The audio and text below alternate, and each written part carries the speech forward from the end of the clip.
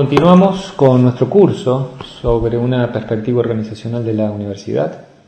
Ya hemos visto 2 unidades. En la primera hemos presentado algunas características específicas de la universidad como organización, y en la segunda unidad lo que hicimos fue presentar una serie de tipos ideales o modelos de gobernanza universitaria. Hablamos del modelo burocrático, del colegial, del político, del empresarial, y finalmente desarrollamos algunas ideas sobre universidad integrada. Lo que vamos a hacer en esta unidad 3 es, como lo habíamos anunciado, presentar algunos aspectos más técnicos relativos a las estructuras organizacionales, académicas, administrativas y de gobierno.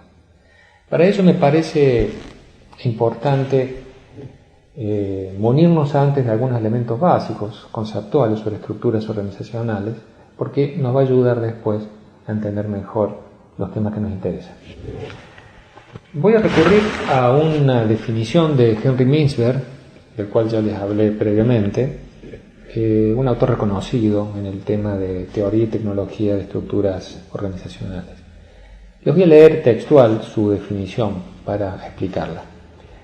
Él dice: la estructura organizacional puede ser definida como las distintas maneras en que se divide el trabajo dentro de una organización para alcanzar luego la coordinación del mismo, orientándolo al logro de los objetivos. Es decir, el concepto de estructura organizacional supone 2 conceptos, integrantes, que son el de dividir el trabajo y, en segundo término, el de coordinar esas áreas resultantes. Siempre que haya una tarea, por más simple que sea, donde hay por lo menos 2 personas o más, se instala el concepto de estructura organizacional. Debe ser estructurado de algún modo el trabajo. Supónganse algo muy simple como mover una mesa. Imaginemos, yo tomo la mesa de una punta, otra persona toma la mesa de la otra punta y la llevamos hasta aquel rincón y la dejamos allí. Adviertan ustedes cómo para realizar esa tarea entre 2 hemos debido, en primer lugar, dividir el trabajo. Yo tomé de una punta y la otra persona tomó de la otra punta. No podemos hacer los 2 lo mismo. Y luego debimos coordinarnos, porque si yo quiero ir para allá y la otra persona va para allá, evidentemente no se cumple el objetivo. De modo que debimos ponernos de acuerdo para ir y cumplir con lo que queríamos hacer. Esta es entonces la idea de división del trabajo y de coordinación implícita en el concepto de estructura organizacional. Vamos a desarrollar también muy brevemente algunos criterios de división del trabajo y algunos mecanismos de coordinación para que los conozcan. Ustedes, si repasan la bibliografía, van a ver muchos criterios de división del trabajo. Es decir, cuando te hablo de criterios, es decir, ¿cómo hago para que una tarea compleja dividirla en distintos roles o áreas? Esto es a lo que nos referimos. Van a ver, como digo, distintos criterios, pero todos ellos pueden ser resumidos en 2 básicos. Un criterio es generar la división del trabajo y crear las unidades con arreglo a los fines, resultados, procesos completos, productos, diríamos, en la empresa. Ese es un criterio. El otro criterio es dividir el trabajo, crear las unidades con arreglo a los medios necesarios, no los fines. Les voy a dar un ejemplo. Y voy a retomar el ejemplo que vi en la unidad 1 sobre nuestra empresita fabricante de electrodomésticos. ¿Recuerdan cómo estaba organizada? Compras, fábrica, venta, postventa y administración. Tómense unos segundos y piensen, ¿cuál de los 2 criterios se aplicó en este caso? Bueno, si me quedo esperando no me van a responder, así que lo voy a decir yo. Allí el criterio es con arreglo a los medios, porque cada una de estas áreas toma una parte del proceso para llegar al resultado final, no toma el proceso completo.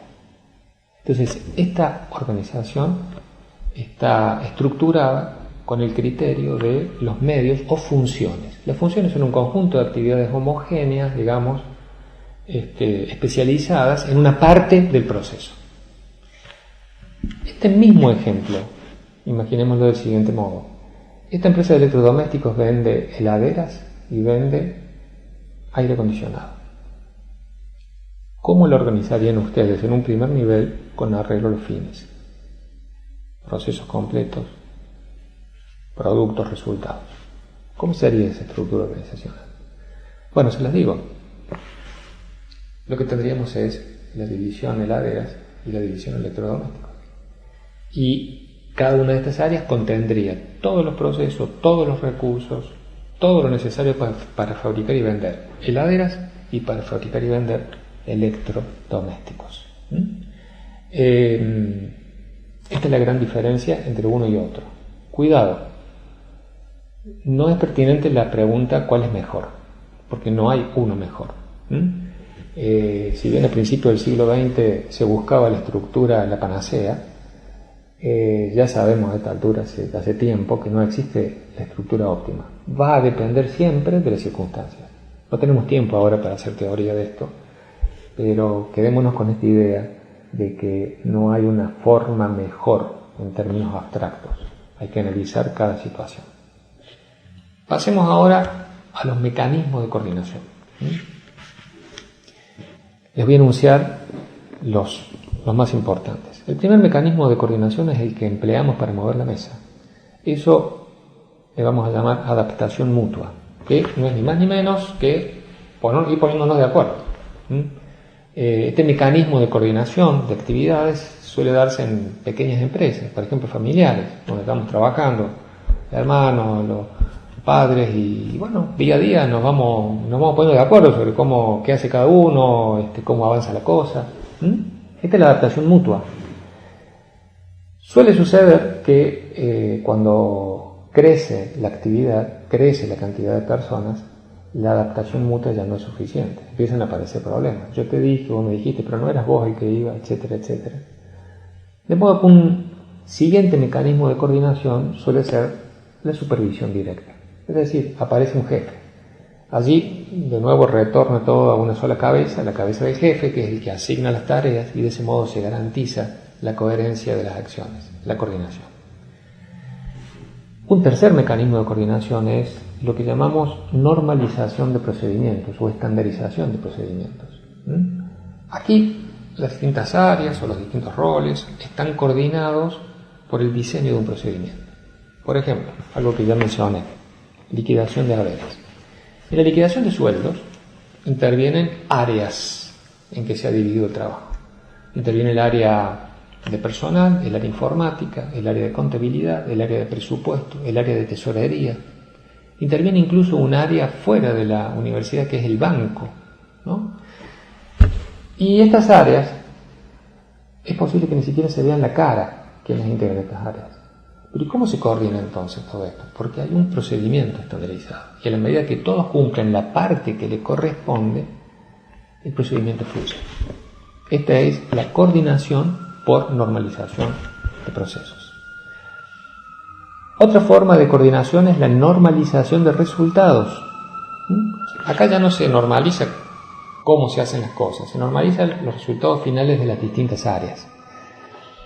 Por ejemplo, en nuestro caso de la empresa electrodomésticos, si yo digo que va a haber un aumento del 10% de las ventas de las heladeras, objetivo, esto impacta en una cantidad de compras como objetivo, impacta en los servicios de postventa, y nosotros coordinamos todo indicando simplemente los resultados y dejando que cada una lo haga como corresponde. Esta es otra forma de coordinación. Una forma adicional de coordinación, la última que presenta Mintzberg, yo voy a presentarles una más, es la coordinación de las actividades a través de la normalización de las habilidades, así le llama él, o de la normalización profesional. Aquí no se normalizan procesos, no se normalizan resultados, porque no se puede, esa es la cuestión. Pero sí se normalizan los perfiles de las personas que van a atender el asunto.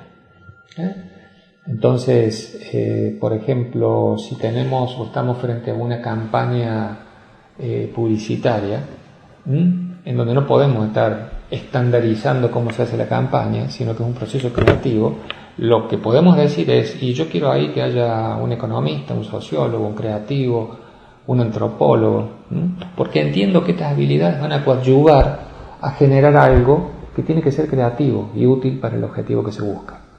Cuando un cirujano ingresa a un quirófano y viene caminando el instrumentista, que es la primera vez en la vida que lo ve, y entran los dos, esos dos actores, cada uno en lo suyo, van a estar perfectamente coordinados por el perfil profesional que tiene cada uno. Y cuando yo le pida la pinza tal, voy a tener la pinza tal, aunque no nos hayamos puesto de acuerdo en nada más. Yo les decía que me parece interesante agregar otro mecanismo de coordinación que yo llamaría, no le quiero decir normalización, pero bueno, para seguir con la lista, normalización ideológica de las ideas, de los valores, de las normas. Y yo lo he visto en algunas universidades. Es decir, he visto casos de máximas autoridades que no tienen un plan estratégico, no tienen, ni siquiera hacen reuniones de gabinete permanente. ¿Y qué hace ese rector o rectora? Designa, supongamos, secretario de investigación, de extensión, académico, por decir algo, y se ponen a trabajar. ¿Y cuál es la tranquilidad que tiene ese rector o rectora en términos de coherencia? Que todos tienen la misma visión de la universidad, todos abrazan los mismos valores de la universidad pública, es decir, estamos seguros que hagan lo que hagan, cada uno va a hacer lo mejor posible. Eso va a ser coherente con esa idea de universidad que han llegado para defender y desarrollar. Esto sería una normalización, yo le digo, ideológica. Bien, debo repetir aquí que no hay un modo mejor de dividir el trabajo y de coordinar. Esto va a depender de las circunstancias. La estructura organizacional es el fruto de asumir los criterios de división del trabajo y de coordinación para una organización determinada y crear su estructura.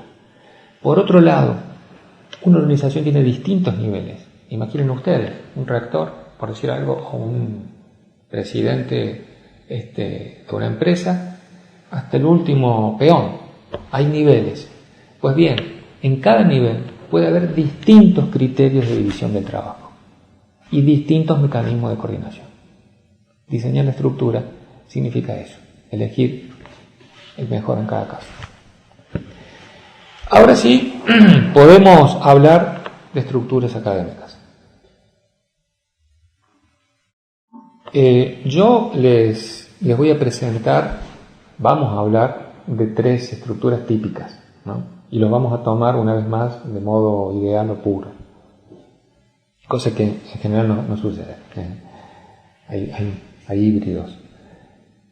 Los 3 tipos que vamos a ver son la organización por facultades, por departamentos y por institutos. Y me estoy refiriendo al máximo nivel. El máximo nivel de estructura, de organización. Una universidad cuyo primer nivel son las facultades. Distinto a una universidad cuyo primer nivel son los departamentos, no hay facultades. Y otra donde el primer nivel son institutos, no hay ni facultades ni departamentos en ese nivel. Vamos a tratar de ver un poquito qué implica cada uno, cada caso. De acuerdo a lo que les expliqué previamente, piensen en la organización por facultades. ¿Qué criterio creen ustedes que se aplicó de división del trabajo? ¿Orientado a fines, resultados, procesos completos u orientado a medios? Facultades. El criterio que se aplica es el de los fines o resultados, porque una facultad contiene todos los actores, todas las actividades, todos los recursos, todos los procesos necesarios para generar un egresado. Y esto tracciona la investigación y la extensión. porque la investigación y la extensión se hacen al interior de la facultad. Este es el criterio por facultades, que ya lo hemos desarrollado previamente. Le voy a leer, porque prefiero leerlo para no olvidarme de nada. Lo que entiendo son, llamemos, aspectos fuertes y aspectos más débiles de esta estructura. Aspectos, fortalezas o aspectos positivos. Propicia la visión global y la evaluación permanente de la carrera.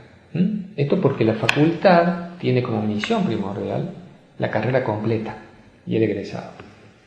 Facilita la coordinación de los aspectos administrativos. Esto porque todo lo que tenga que ver con la carrera, con la investigación y con la extensión son procesos, como decíamos, endogámicos al interior de la propia facultad. Facilita el diseño de contenidos curriculares específicos. Uno puede decir matemática para contadores. Como es responsable de la facultad, hace lo que quiere. No se mete con los ingenieros, no se mete con los astrónomos. Esta es matemática para contadores. Propicia el contacto entre docentes e investigadores de diferentes disciplinas de la misma carrera. Es decir, en una carrera hay distintas disciplinas que coadyuvan al egresado y están todos dentro de la facultad. Bueno, en una facultad se propicia ese contacto interdisciplinario. Reduce la complejidad de gestión de grandes universidades. Esto es claro, ¿no? Porque imaginen la UBA, más de 300.000 estudiantes, lo que hacen las facultades es agrupar procesos y de ese modo reducir la complejidad. Aspectos negativos. Es una estructura más costosa que la departamental que vamos a ver. ¿Por qué es más costosa? Para no entrar en tecnicismos. Porque puede haber 3 facultades. Acá hay 20 alumnos de matemáticas, en esta facultad hay 20 alumnos de matemáticas, en esta facultad hay 20 alumnos de matemáticas, 3 profesores. En otro tipo de estructura, como vamos a ver, esos 50, 60 chicos podrían ser atendidos por menos docentes. Económicamente hablando, eso es una deseconomía de escala. Se pierde flexibilidad para los nuevos diseños o rediseños de planes de estudio. Claro, porque si estoy en ciencias económicas y me parece importante dictar sociología, pero yo no tengo mi planta sociología, pero al lado hay una facultad de ciencias sociales que tiene sociología. Pues bien, en una estructura por facultades no es tan sencillo que un profesor de otra planta, docente de otra facultad, dicte aquí. Puede inducir cierta desintegración institucional al propiciar la concepción de federación de facultades, algo que ya hemos tratado. Bien, pensemos ahora en la estructura departamental. Estamos hablando del primer nivel de organización. No hay facultades, hay departamentos. ¿Qué criterio entienden ustedes que se aplicó aquí? Orientados a resultados, fines, procesos completos u orientados a medios o funciones. El criterio que se aplicó es este segundo, aplicado a medios. ¿Por qué? Porque un departamento es una unidad organizativa que contiene, hablemos de docencia, todas las asignaturas relativas a una disciplina, a un ámbito disciplinar. No agota la cantidad de disciplinas como sí en una facultad necesarias para el egresado. En un departamento entonces tenemos un departamento de matemáticas, un departamento de economía, de lo que fuera. Lo que hay allí entonces es, insisto, un conjunto de actividades que tienen que ver con asignaturas para una parte de determinada carrera. Por eso decimos que está orientada a los medios. Por supuesto que también en el departamento se especializa la investigación en esa área disciplinar, como consecuencia directa. ¿Cuáles son los aspectos positivos? Es una estructura menos costosa. Por la misma razón, ustedes van a advertir que la estructura departamental tiene aspectos positivos y negativos que son un poco el reflejo, ¿no?, el negativo de la otra foto. Es menos costosa, claro, porque uno puede en un aula darle clases de matemáticas a los contadores, a los ingenieros, a los astrónomos, cosa que no sucede en la facultad. Permite el agrupamiento de todos los docentes e investigadores de una misma disciplina. Esto implica una nivelación hacia arriba. No tenemos matemáticos mediocres en una facultad y matemáticos excelentes en otra, sino que están todos los matemáticos juntos, lo cual supone en un departamento, una nivelación hacia arriba. Propicia la vinculación entre la investigación y la docencia en el ámbito de cada departamento. Y sí, porque los profesores de matemáticas son los investigadores de matemáticas en ese departamento. Se estimula el contacto y la discusión entre alumnos de diferentes carreras. Ya lo dijimos, en un aula, por la dinámica departamental, hay alumnos de diferentes carreras que están en contacto, lo cual siempre enriquece la visión del alumno. La oferta académica de la totalidad de los departamentos es de y para toda la universidad, flexibilizando el diseño curricular. Este ejemplo que dábamos recién de ciencias económicas, que no puede tener sociología, es inconcebible en una estructura departamental porque los departamentos están al servicio de todas las carreras de la universidad. Aspectos negativos: carece de la visión global de la carrera, es decir, ningún departamento está pensando en la carrera, en el egresado, piensan en su ámbito disciplinar. Este es un vacío que de algún modo se debe llenar. A veces aparecen coordinadores de carrera, aparecen la escuela a cargo de la carrera. Alguien debe tener esa visión y el modelo departamental no la ofrece. Dificulta la posibilidad de organizar el cursado de las carreras por turnos. Bueno, en una facultad donde todo es endogámico, se dan el lujo de tener turno mañana, tarde, noche. Al ser departamental y venir de distintas carreras, esto se dificulta enormemente. El alto grado de especialización departamental puede conducir al aislamiento disciplinario, dificulta el diseño de contenidos curriculares específicos para una carrera. Claro, en la estructura departamental, la matemática para contadores, y no es tan fácil. No es tan fácil porque en general está asociado a una estructura departamental, una estandarización de asignaturas que son tomadas por las distintas carreras. Es más, en una estructura departamental suele estar acompañada de un sistema de créditos académicos. Resulta disfuncional para universidades dispersas geográficamente. Tenemos universidades en nuestro país que están en distintas provincias. Sería inviable un esquema departamental. Es decir, la docencia se tiene que organizar dentro de cada provincia porque de lo contrario se hace muy difícil. Ha habido experiencias donde tenían que viajar del departamento y se hacía realmente dificultoso. Y finalmente es menos efectiva para el manejo de la complejidad asociada a un alto número de alumnos y una oferta curricular muy diversificada.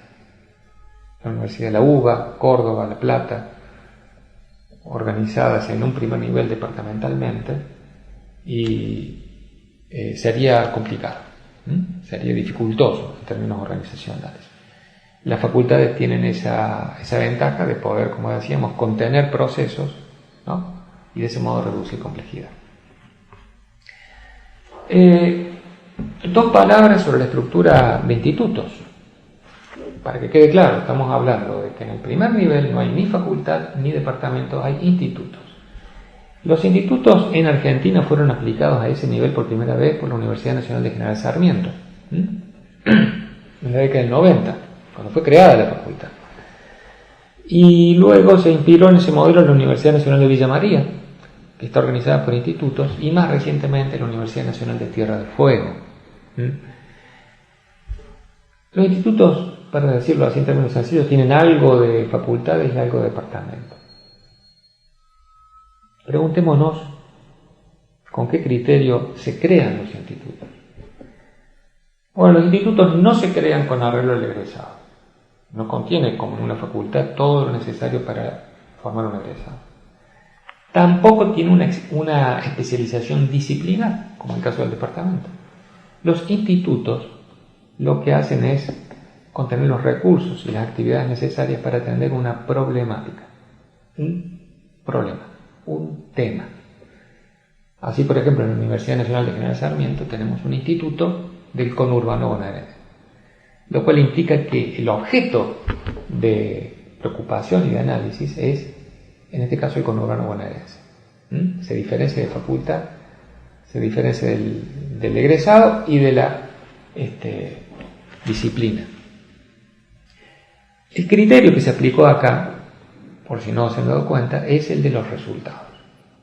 El de los resultados, el de los fines, el de los procesos. Porque esta unidad está totalmente abocada a un resultado, en este caso con urbano bonaerense.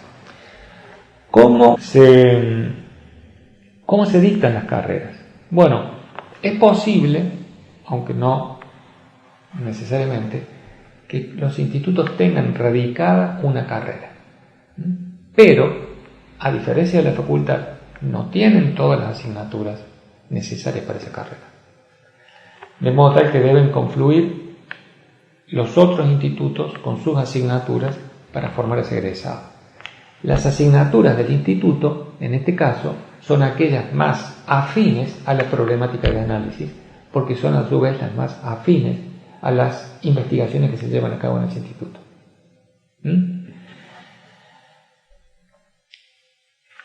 Para terminar este tema, quiero aclarar una vez más, por si no está suficientemente claro, que hemos estado hablando del primer nivel de organización, facultades o departamentos o institutos. La facultad también se tiene que organizar hacia adentro, el departamento también, el instituto también. Cuando ya pasamos a ese nivel de organización, en la facultad hay diversas maneras de organizarse, con criterios orientados a resultados o a medios. Tenemos, por ejemplo, los más típicos, organización por cátedra, o la organización departamental dentro de la facultad, o la organización por escuelas, que son como pequeñas facultades dentro de la facultad, porque cada uno asume todos los procesos necesarios para una carrera. Tenés la escuela de medicina y después está la escuela de a ver qué puede ser de fisioterapia, por ejemplo, y así cada una con una carrera. Pero todas estas escuelas pertenecen a la facultad de medicina. De modo que dentro de la facultad, insisto, tenemos también distintos modos de organizarnos, cada uno con sus ventajas, desventajas, de acuerdo a la experiencia, y todo esto lo van a poder ver en la bibliografía a quien le interese. Por otro lado, también dentro del instituto y dentro del departamento deben organizarse. Generalmente en estos casos la organización es por división disciplinaria. Un departamento es una gran disciplina que puede tener divisiones de subdisciplinas. Y lo mismo sucede con los institutos, que pueden tener divisiones en distintas problemáticas. Bien, vamos a dejar entonces ahora planteado este tema de la organización académica y vamos a pasar a la organización administrativa. A mí me ha parecido interesante, en este caso, contarles y analizar con ustedes un caso real. Un caso real que tiene que ver con algo que dijimos en la unidad 2, relativa a tratar de flexibilizar las burocracias, aprovechando lo bueno que tienen y neutralizando los problemas que originan. Entonces, les voy a presentar un caso en el que participé, de modo que, por un lado, pueden pensar que está sesgado, voy a hacer un esfuerzo, ¿por qué no? Pero fundamentalmente lo viví también muy de cerca, ¿no? De modo que esto es una especie de observación participante, y esto le da riqueza al caso. Es el caso de una secretaría de una universidad que realiza tareas administrativas. 120 personas forman parte de esta secretaría. Bien, la secretaría estaba organizada burocráticamente, una burocracia clásica. Durante años trabajó de esa manera y había desarrollado todas las disfunciones, digamos, más típicas de las burocracias. Es decir, era una estructura donde cada área cumplía una función, donde había fuertes límites jurisdiccionales, nadie se metía con la otra área, en donde las actividades estaban coordinadas por un proceso que alguien había diseñado alguna vez, y luego se habían ido negociando entre las áreas el producto que recibían. Y las consecuencias eran esperables, digamos, poca comunicación entre las áreas, además de la poca comunicación, nadie en toda la estructura, como ya dijimos previamente, tenía la visión del proceso completo, ni nadie tenía tampoco la autoridad ni la responsabilidad para cambiar el proceso. El resultado de todo esto obviamente, también previsible, era el statu quo. Es decir, las cosas funcionaban permanentemente del mismo modo, nadie las podía cambiar, nadie las quería cambiar. Y esto era institucionalmente riesgoso, porque es una secretaría, en abstracto se podría decir que es riesgoso, ¿no? Que reine el statu quo, pero en este caso en particular se trataba de una secretaría cuyas actividades estaban muy afectadas por los avances tecnológicos y había habido y continuaba habiendo avances tecnológicos permanentes y esta secretaría estaba quedando atrás, lo cual ponía en riesgo sus relaciones con otras áreas de la universidad y con otros organismos externos. En síntesis, había que cambiar las cosas. Había que cambiar esa burocracia. Lo primero que se hizo en este caso fue a una estructura totalmente funcional, orientada a los medios, burocrática, introducir un mecanismo formal que diera una visión de los procesos. Algo que suena simple, pero que no fue tan simple.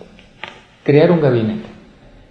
Esto que no había sucedido era un espacio institucional donde estaban las máximas autoridades de todas las áreas, llamémosle directores generales, con la misión de no analizar su función, analizar lo que está pasando en la Secretaría, los procesos de la Secretaría.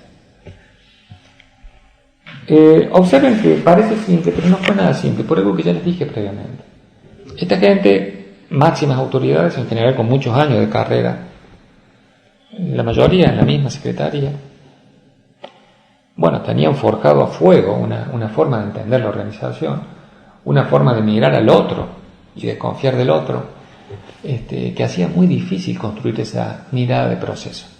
Inicialmente esas reuniones, ¿no?, en esa mesa, se constituyeron en búsquedas de negociación para beneficios jurisdiccionales, para la propia área, algo totalmente en contra del espíritu que tenía ese gabinete. Con el tiempo, con el ejercicio, se logró ir entendiendo y cambiando la metodología de trabajo y la metodología de discusión de ese espacio. Pero apareció otro problema, y es que no había bajada. Es decir, la información quedaba a nivel de la máxima autoridad y no había bajada. Se suponía que debía haber, porque si no, no hay impacto organizacional. Entonces, uno puede preguntarse ¿por qué no habrá habido bajada? Y uno puede pensar en dos razones que no son necesariamente excluyentes.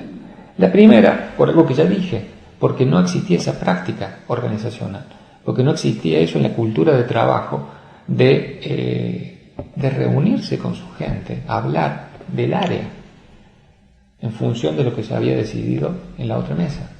Esa práctica no existía. Esa es una razón, una cuestión de cultura laboral.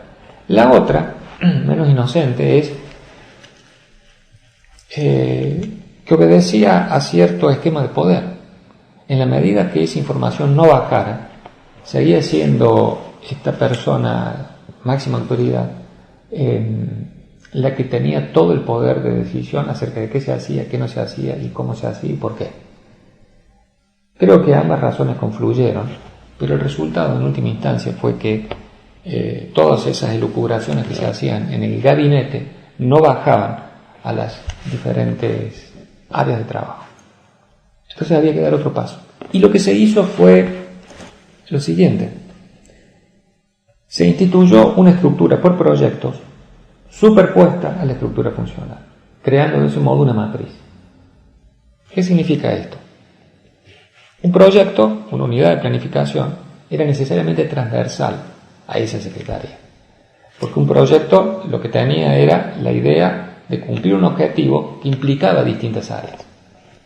De modo que estos proyectos tenían otra lógica a la lógica funcional, que era más vertical y acotada. Al superponer esta estructura hubo algunas pautas. Los directores generales, máximas autoridades, no podían coordinar los proyectos.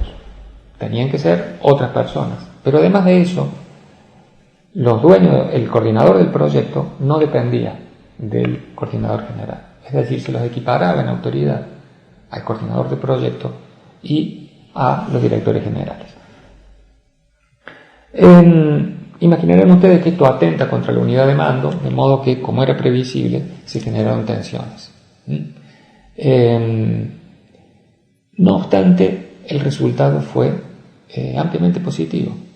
Fue ampliamente positivo porque ese mecanismo permitió involucrar a todos los actores de esa secretaría en la transformación de la secretaría y evitar perforar ese piso que habían creado las máximas autoridades burocráticas. Yo les voy a contar brevísimamente algunos de los impactos que tuvo esto en la dinámica de la Secretaría. Lo primero que tengo que decir que el saldo fue muy positivo. Fueron 22 proyectos, que ustedes los van a poder consultar, que realmente transformaron lo que había que transformar. Un saldo positivo. Sin embargo, yo lo que les voy a contar ahora son los aspectos negativos, porque creo que nos dan una visión más cercana a cómo se dieron las cosas, cuánto se tuvo que sufrir para que eso pudiera ser una realidad.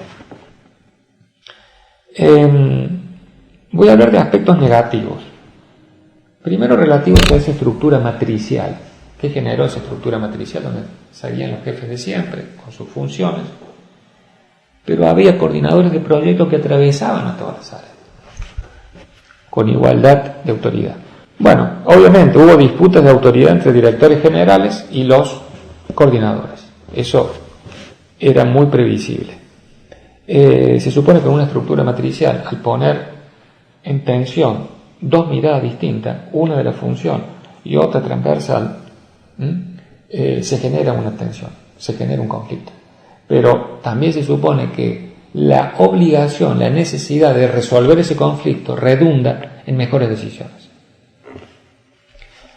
Una segunda consecuencia, jerarquización excesiva de los proyectos sobre la función.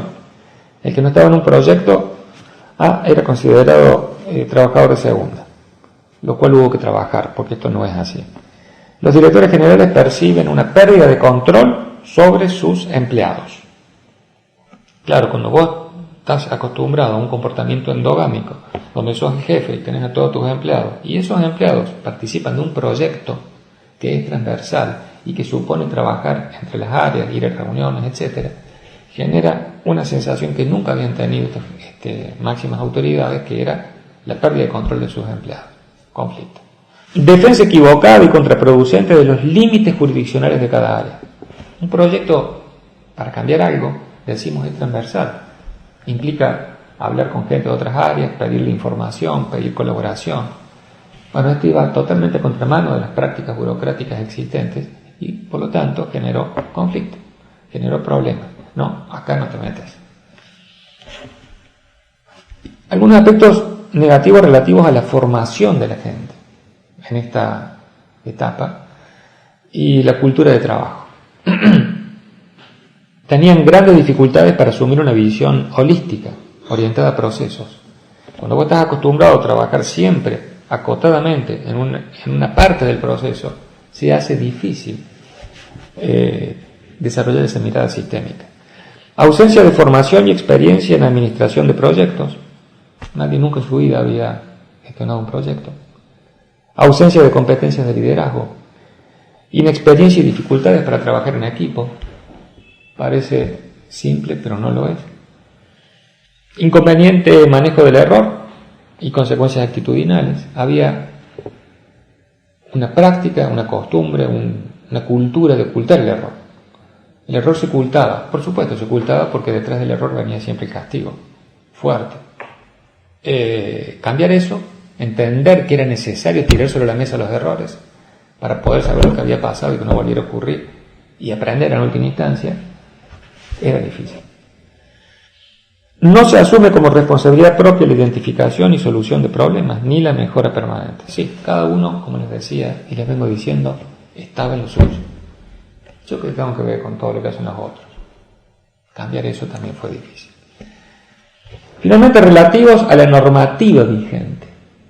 Fíjense, uno a veces piensa en cambiar cosas, en tratar de trabajar menor, pero hay un cuerpo normativo que presenta límites claros a otras formas de hacer las cosas, porque las normas van cristalizando, los valores y las prácticas de años. ¿Cuáles eran estos problemas? Bueno, había una ausencia de mecanismos formales de medición de mérito o de resultados. Ausencia de mecanismos de retribución ligados al mérito o resultado. Por ejemplo, se quería reconocer el esfuerzo y el compromiso de muchos trabajadores que ponían la vida en el proceso. Y había una voluntad política. Le vamos a hacer un reconocimiento económico. Era imposible. Legalmente imposible. Solamente pago de horas extras, que es otra cosa. Problemas, posibles dificultades o demandas derivadas de la mayor responsabilidad que supone la participación en un proyecto o su coordinación. En un intento de generar aprendizaje en los trabajadores, se le dio la oportunidad a personas que no eran jerárquicos, pero que tenían la formación, por ejemplo, eran profesionales o no, pero tenían la formación, tenían el perfil y por sobre todo la vocación y el compromiso de coordinar un proyecto. Se le dio la oportunidad de que lo hicieran. Siempre pensando en el crecimiento de esa área, de esa secretaría y del aprendizaje de sus trabajadores. Tener la oportunidad de transitar esa experiencia. Así se hizo y sucedió que hubo demandas. Hubo demandas por haber asignado mayor responsabilidad de la que le correspondía por su categoría, lo cual trajo problemas legales. Bien, como les digo, el resultado fue ampliamente positivo, el balance, digamos, fue positivo y se lograron una serie de cambios importantes que ustedes van a poder consultar. Para terminar y muy brevemente me voy a referir a la organización política o de gobierno. Ustedes tienen material en el aula virtual, de modo que no me voy a extender demasiado sobre esto, pero sí me voy a referir a algunos pocos elementos, particularmente relacionados con los órganos unipersonales. Me refiero a los rectores, rectoras, decanos, decanas y todos los demás secretarios, etcétera, que conforman la gestión de la universidad. Un primer aspecto importante, característico de las universidades, ya dijimos, son democracias, de modo que tienen un carácter electivo. Aquellas universidades que no han tomado la decisión, el recaudo, no ha sido posible de alinear las fechas de elección, de modo que las autoridades se elijan en una misma época del año, suele conducir a un estado de permanentes elecciones en la universidad, todos los años, 2 o más veces, elecciones, lo cual, digamos, genera un clima político necesario, pero que a veces atenta, ¿no?, contra ciertas discusiones y toma de decisiones. Por otro lado, la duración del mandato en las universidades es acotada en tiempo. En algunas universidades es de 3 años, en otras de 4. Y esto imprime al funcionario una medición del tiempo de urgencia. El funcionario tiene que conseguir resultados en ese corto tiempo y esto, sin lugar a dudas, afecta las prioridades y afecta la posibilidad de que existan políticas de Estado. En general se piensa en la gestión por los resultados que se pueden conseguir en la gestión. Otro aspecto característico es que en la universidad hay jerarquías difusas. El rector no es el jefe del decano, como sí en una empresa, donde hay una verticalidad. Solo para decir algo. Y esta mezcla de jerarquías de autoridad y de academia hace que estas jerarquías sean aún más difusas. Y finalmente, una característica muy particular de las universidades es la siguiente: quienes llegan a ocupar estos lugares rectorales, rector, decano, como decíamos, todos los funcionarios, secretarios, etcétera, generalmente lo hacen legitimados por una trayectoria académica, científica. Por ejemplo, el secretario de investigación, que sea un prominente físico teórico. Es muy poco probable, de hecho generalmente no se da, que lleguen a ocupar esos espacios personas que tengan una trayectoria de gestión, porque no es lo que los legitima, por otro lado. De modo que en las universidades tenemos decenas de espacios, o sea, a veces cientos de espacios ocupados por personas que están haciendo gestión y que no saben de gestión, están formados para otra cosa. Y esto es algo particularísimo de la universidad. Algo que sería inconcebible en cualquier otro tipo organizacional, ni que hablar de una empresa. ¿Qué significa esto? Yo voy a rechazar, descartar en lo personal la idea de que esto se soluciona con gerentes, como sí se han propuesto, ¿no? Y como lo hacen, de hecho, otras universidades del mundo. Porque me parece que de ese modo la universidad se transformaría en una tecnocracia insensible a los aspectos científicos, académicos, artísticos, que son imprescindibles para gobernar una universidad. No parece ser ese el camino.